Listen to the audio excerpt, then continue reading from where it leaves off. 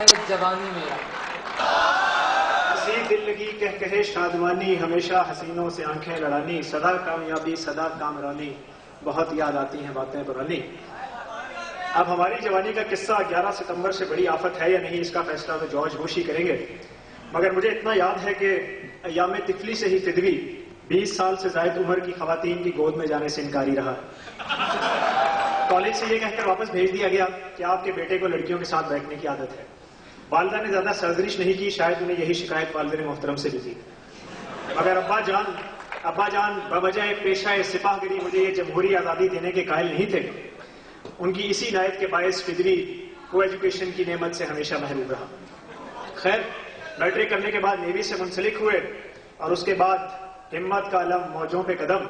نیول academy کے آس پاس صنف نازک کا وجود اتنا ہی ناپید تھا جتنا ریما کے رقص سے آزا کی شاعری، اور ہر کھانے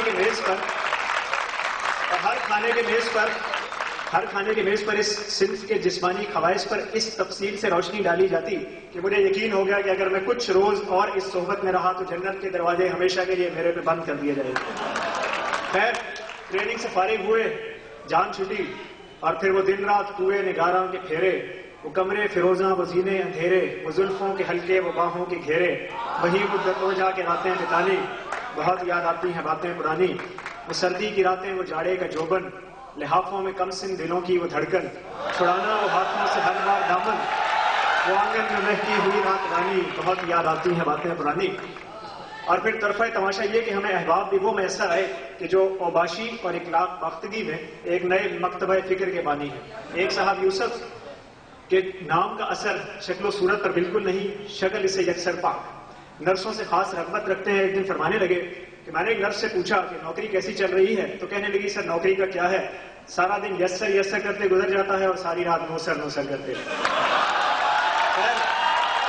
ایک اور کامران صاحب تسل ہے بہشت، مکی ادھر کے بھی جلوے ادھر کے دیکھتے ہیں، بہت بار ریہرسل کی۔ خیر، وہ زمانہ تو یوں گزرا کہ رات کو یہ عالم ہوتا تھا کہ دی مؤذن نے شب وصل اذاں پچھلے پہر، ہائے کم وقت کو کس وقت خدا یاد آیا۔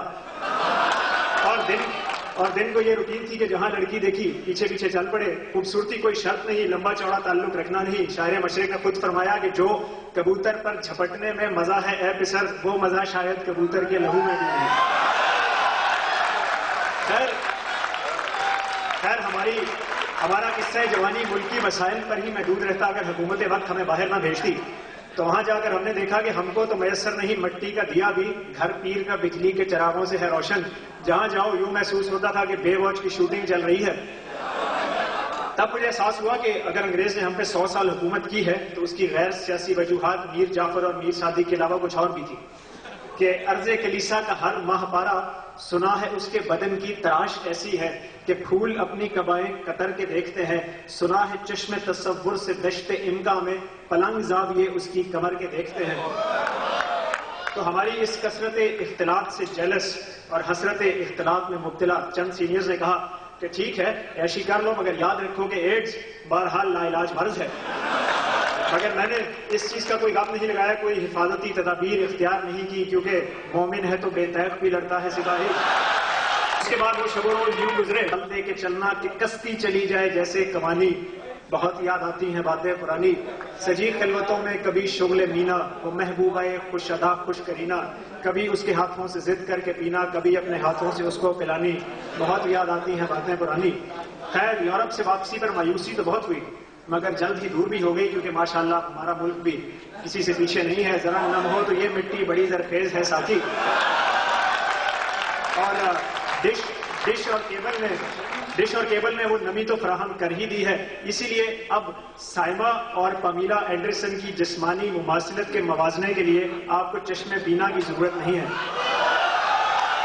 خیر، میں اس قصے کو طول دوں تو شب فراق، اور سمیٹ لوں تو دل عاشق، لیکن وہ گئے زمانوں کی باتیں ہیں۔ اب تو بس اتنا ہی کہنا ہے کہ اب نہ وہ دل کی نادانیاں ہیں، نہ وہ ہم، نہ وہ بزم سامانیاں ہیں، نہ وہ دوستوں کی گلفشانیاں ہیں، نہ وہ فکر رنگین کی جولانیاں ہیں۔